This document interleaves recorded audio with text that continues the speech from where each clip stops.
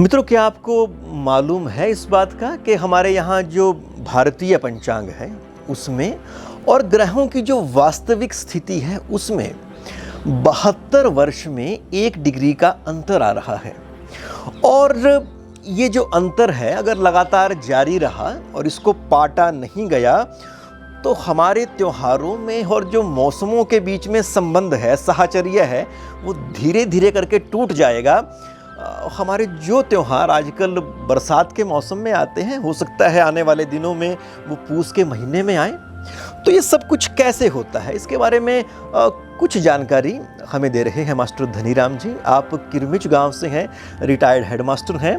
तो आपका विज्ञान में इंटरेस्ट है और आपकी ज्योतिष में रुचि है, तो दोनों चीज़ों को साथ रख के वो हमें इस विषय को समझाएंगे, ऐसी हमें पूरी उम्मीद है।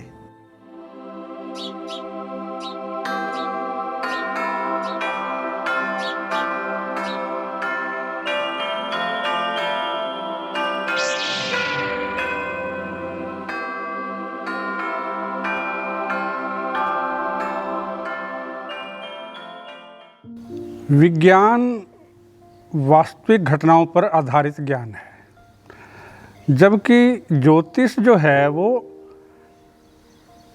एपरेंट घटनाओं पे, जो आभासित घटनाएं हैं उन पर आधारित है। जैसे पृथ्वी सूर्य का चक्कर काटती है तो ये वास्तविक बात है, परंतु पृथ्वी पर बैठे हुए हमें सूर्य पृथ्वी की परिक्रमा करता हुआ नजर आता है, ऐसा आभास होता है। जहाँ तक गणनाओं का प्रश्न बनता है, चाहे हम सूर्य को केंद्र मानकर पृथ्वी परिक्रमा कर रही है उस आधार पर कैलकुलेशन करें, या पृथ्वी को स्थिर मानकर सूर्य पृथ्वी का परिक्रमा करें उस आधार पर कैलकुलेशन करें, तो कैलकुलेशन में कोई अंतर नहीं आता दोनों अवस्थाओं में। इसको हम एक उदाहरण से समझ सकते हैं। जैसे मान लो कि हम किसी गाड़ी से सफ़र कर रहे हैं और हमारा जो गंतव्य स्टेशन है वो 100 किलोमीटर की दूरी पर है। हमारी गाड़ी 50 किलोमीटर की गति से चल रही है, तो वास्तव में क्या होगा, 100 किलोमीटर की दूरी 50 किलोमीटर की दर से 2 घंटे के अंदर पूरी करके स्टेशन आ जाएगा और स्टेशन पर हम उतर जाएंगे। ये तो वास्तविक स्थिति है। परंतु यदि दूसरी अवस्था से देखें, यदि हम खिड़की से बाहर देखेंगे तो हमें अपनी गाड़ी स्थिर नज़र आएगी और बाहर के जो वृक्ष और भवन इत्यादि हैं वो अपनी ओर आते हुए नजर आएंगे। हमें लगेगा कि स्टेशन जो है वो 50 किलोमीटर की स्पीड से हमारी तरफ आ रहा है और 100 किलोमीटर की दूरी 2 घंटे में तय करके स्टेशन हमारे पास पहुंच जाएगा। तो उस अवस्था में भी जो परिणाम है वो 2 घंटे ही होगा। यही मुख्य अंतर है विज्ञान के अंदर और ज्योतिष के अंदर। आकाश में जिस रास्ते से सूर्य हमें गमन करता हुआ नज़र आता है, उस मार्ग को हम सूर्य मार्ग या क्रांति वृत्त के नाम से पुकारते हैं। और चंद्रमा जिस रास्ते से, जिस मार्ग से गमन करता है, उसको चंद्रमार्ग या चंद्र की कक्षा कहते हैं। ये सूर्य मार्ग और चंद्र मार्ग ये दोनों समानांतर नहीं हैं, बल्कि एक दूसरे को काटते हैं। और जब भी 2 वृत्त आपस में काटेंगे तो 2 पॉइंट ऑफ इंटरसेक्शन बनेंगे, कटाव बिंदु बनेंगे। तो इसी तरह से सूर्य मार्ग और चंद्र मार्ग परस्पर जब काटते हैं तो 2 पॉइंट ऑफ इंटरसेक्शन बनते हैं। इन 2 संपात बिंदुओं को, पॉइंट्स ऑफ इंटरसेक्शन को, अलग अलग सभ्यता और भाषा के अनुसार अलग अलग नाम से पुकारा जाता है। अंग्रेजी में इनको नॉर्थ नोड ऑफ मून और साउथ नोड ऑफ मून के नाम से जाना जाता है। लैटिन में इनको head of a dragon, tail of dragon के नाम से पुकारते हैं। और भारतीय ज्योतिष में इन पॉइंट ऑफ इंटरसेक्शन को राहु और केतु के नाम से जाना जाता है। हमारे ज्योतिष के अनुसार 9 ग्रह हैं: सूर्य, चंद्र, मंगल, बुध, गुरु, शुक्र, शनि, राहु और केतु। इनमें से जो 7 ग्रह हैं, राहु और केतु को छोड़कर बाकी जो 7 ग्रह हैं, वो वास्तविक ग्रह हैं, उनके आकाशीय पिंड हैं, उनको हम नंगी आंखों से या टेलीस्कोप की सहायता से आकाश के अंदर देख सकते हैं, उनको विचरण करते हुए देख सकते हैं। परंतु राहु और केतु वास्तविक ग्रह नहीं है। ज्योतिष में इनको छाया ग्रह के नाम से जाना जाता है।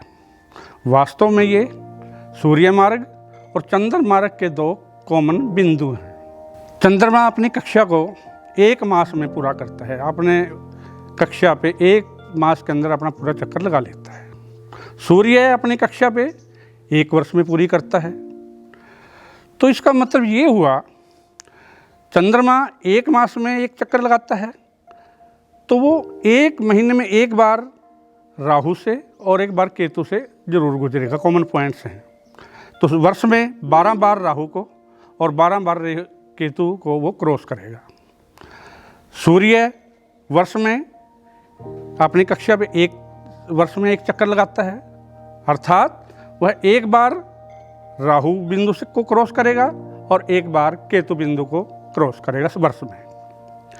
अब मान लो सूर्य परिक्रमण करता हुआ राहु बिंदु पर पहुंच जाता है और उसी समय परिक्रमण करता हुआ अपने कक्षा पर परिक्रमण करता हुआ चंद्रमा भी वहां पहुंच जाता है। तो स्थिति क्या बनती है, सूर्य और चंद्र दोनों राहु बिंदु पर इकट्ठे हो जाते हैं। राहु, सूर्य और चंद्रमा तीनों ग्रह एक बिंदु पर इकट्ठे हो गए। सूर्य की कक्षा ऊपर है, चंद्रमा की कक्षा नीचे है।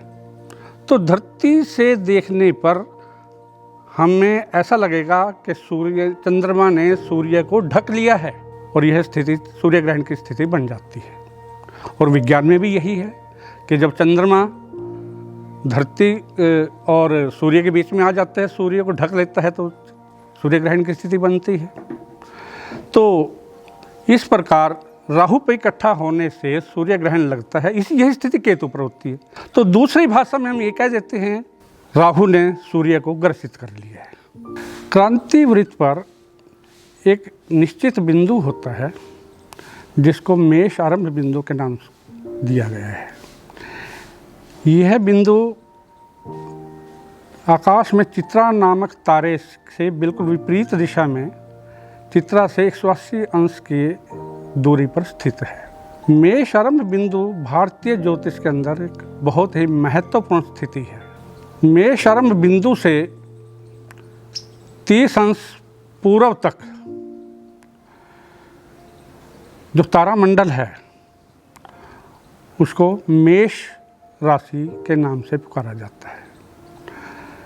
उसके बाद 30 डिग्री से लेकर के 60 डिग्री तक अगले 30 अंश का नाम वृष राशि दिया गया है। और इसी प्रकार से पूरे क्रांति वृत्त को 12 राशियों के अंदर बांटा गया है। राशियों का नामकरण उनमें स्थित तारामंडलों की स्थिति के अनुसार उनका नामकरण किया गया है।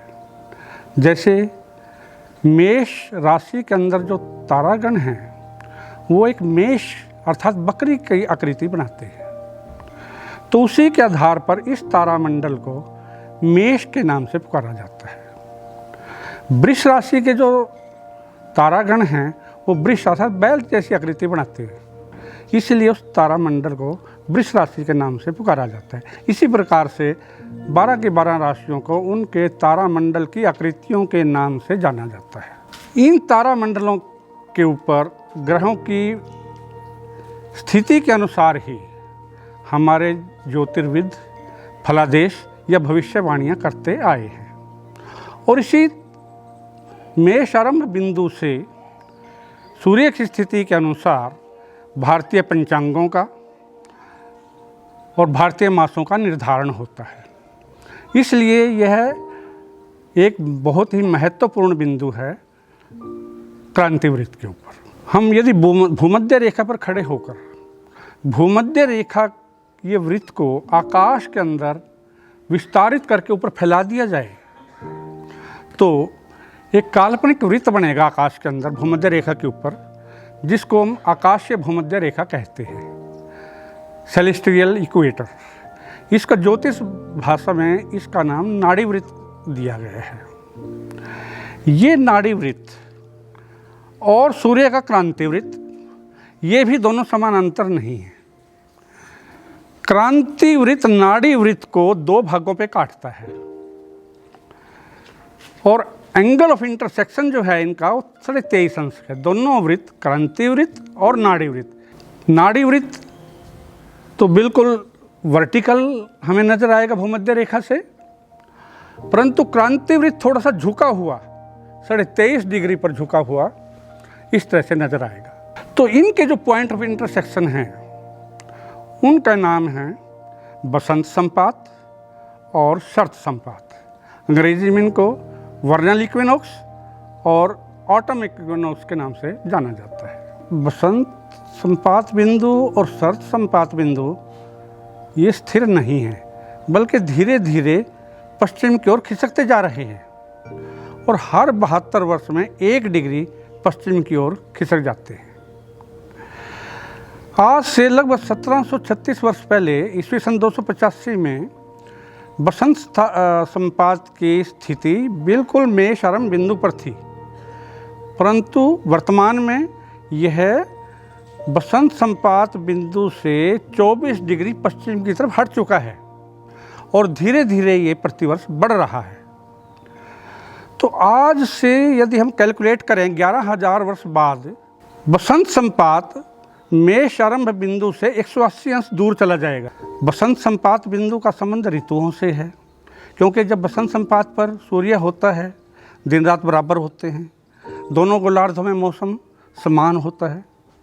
तो ज्यों ज्यों बसंत संपात मेष आरंभ बिंदु से दूर चल जाएगा, त्यों त्यों हमारे मासों का संबंध ऋतुओं से हटता चला जाएगा।